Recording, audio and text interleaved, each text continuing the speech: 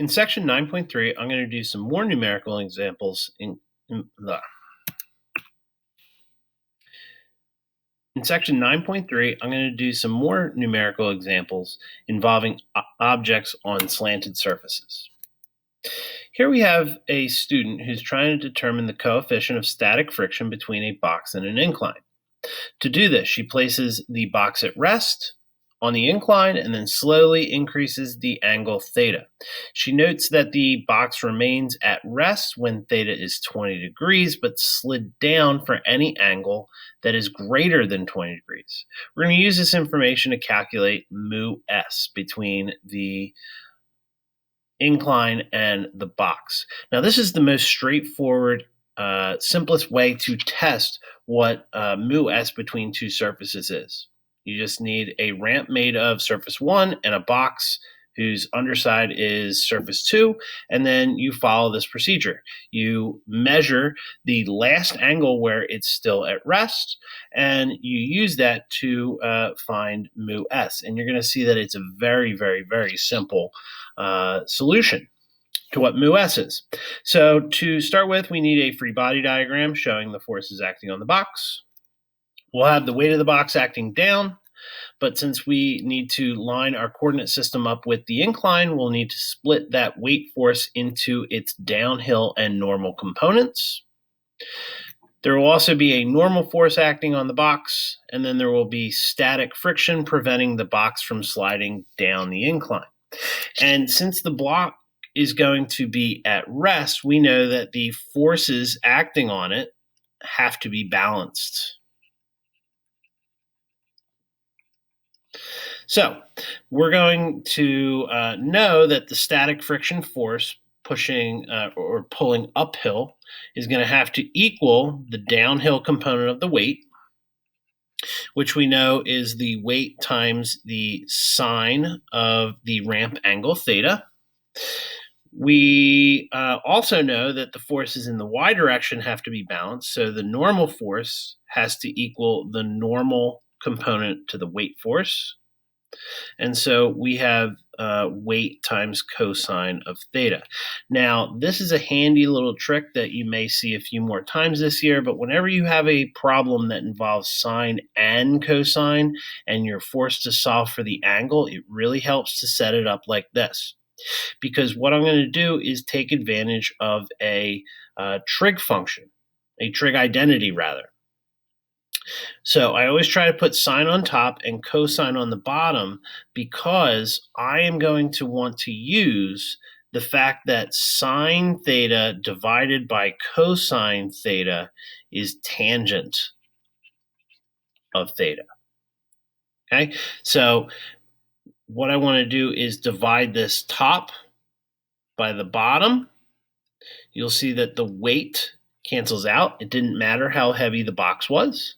And here I have sine over cosine. Well, that's just tangent. So I have tangent theta is equal to the ratio of the static friction force divided by the normal force. Now, the way that it is presented here, theta is the biggest, well, theta of 20 degrees is the biggest angle where this just barely holds on. And so if we look at the tangent function has a graph that looks like this with an asymptote at 90 degrees. So 20 degrees is the maximum value that theta is allowed to be. That means tangent theta is its maximum value. So this maximum value is going to happen when the static friction force is at that last angle where it doesn't move. And to remind you about the properties of static friction is not allowed to be any bigger by mu s, which is what we're looking for, times the normal force. Well, if I want to make this into an equal sign, I need to make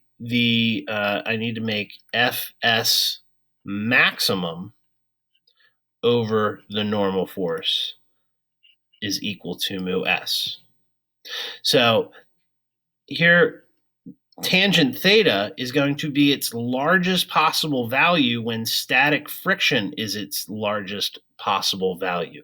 So that means that this ratio you see here, static friction max over normal force, which is the same ratio as you see down here, this tells me that mu s is going to equal the biggest value that tangent theta has, and this happens when theta is its maximum value.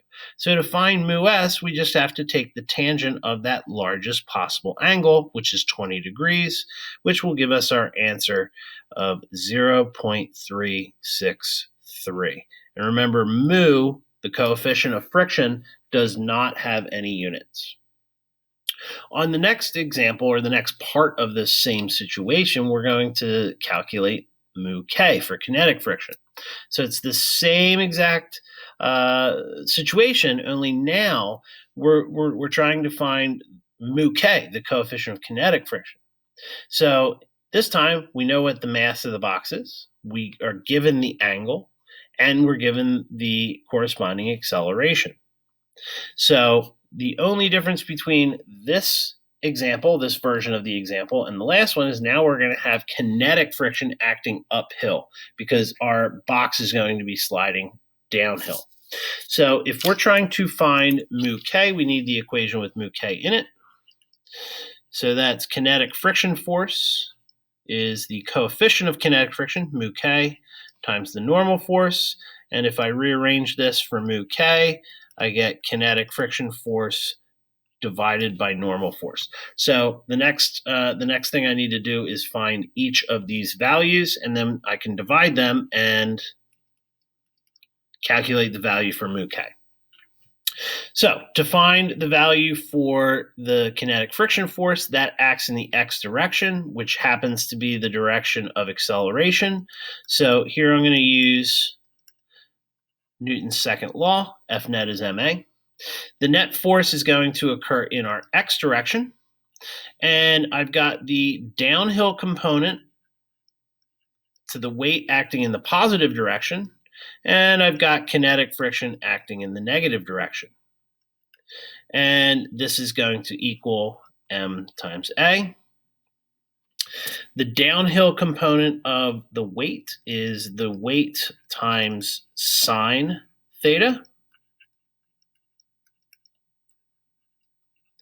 And I have everything in this equation except for Fk, which is what I'm looking for. So the weight I can find by multiplying the mass times g. G is 10, so the weight is 20 newtons. The angle is given as 30 degrees. The mass is given as 2. The acceleration is given as 4. And if I simplify these, 20 times the sine of 30 is 10. And 2 times 4 is 8. Well, 10 minus what is 8? 10 minus 2 is 8. So I know that the kinetic friction force is 2 newtons. Next task, I need to find the normal force because I need to find the denominator here. So the box is not going to be moving in our y direction. It maintains contact with the incline, and so there is no motion in the y. So y forces are balanced.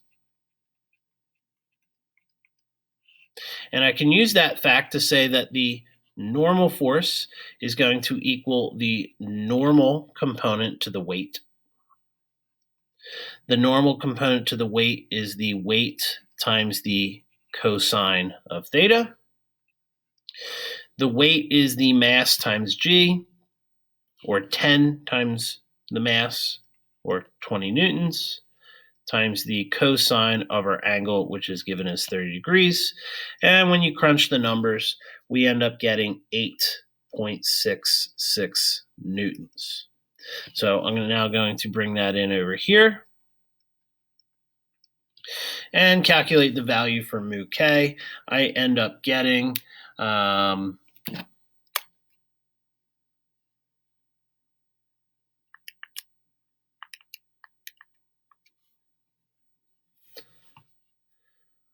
I end up getting 0.23. And this value is reasonable because mu s, which we figured out on the last slide, is bigger than this value, and we should remember that for any two given surfaces, mu s is always greater than mu k. That's a nice little check that you can always use to make sure that your answers are making sense. Okay, and in our last example, we're given a system that is released from rest. There's no friction, no drag. We need to find the acceleration of the system and the tension in the string. So before we start, we should note that this is a problem involving a system of connected objects. We looked at how to approach a problem like this in Unit 7. And we also have an inclined plane, a slanted surface. So that's the new skill from here. So like we always do, we need to draw a free body diagram showing the forces acting on both objects. We'll start with the cart. The cart has weight, and I'm going to call the cart object 1, so I'll label that W1. And we're going to align our coordinate system for the cart with the inclined plane. And so we need to split that force W1 into its downhill and normal components. There's also going to be a normal force acting normal or perpendicular to the surface and away from the surface. And there's going to be a tension force acting uphill along the string. Now over to the hanging block, there's going to be a tension up.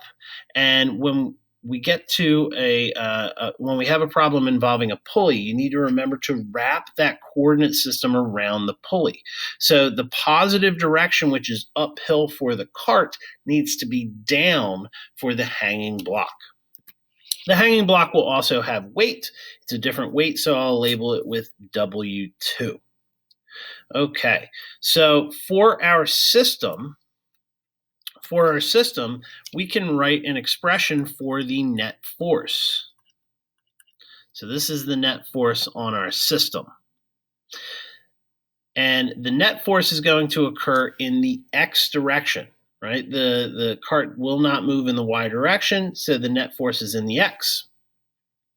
Well, what forces do we have acting in the x? I've got W2. I've also got the tension force, but the tension force is going to cancel because the tension force is interior to our system, right? We'd have a minus T and then a plus T, so tension cancels out because it is interior to the system. Then we have the downhill component to the weight on object 1, and I just need to make one more substitution.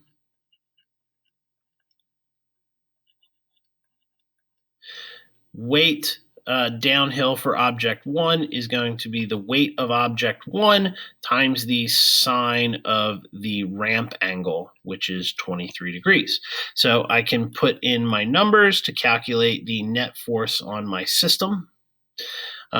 Weight of object 2 is 2.2 kilograms, so that weighs 22 newtons.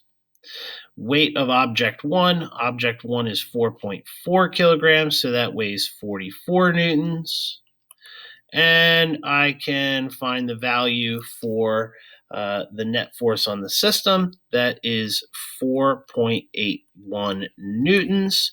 And I can use that to find the acceleration of the system.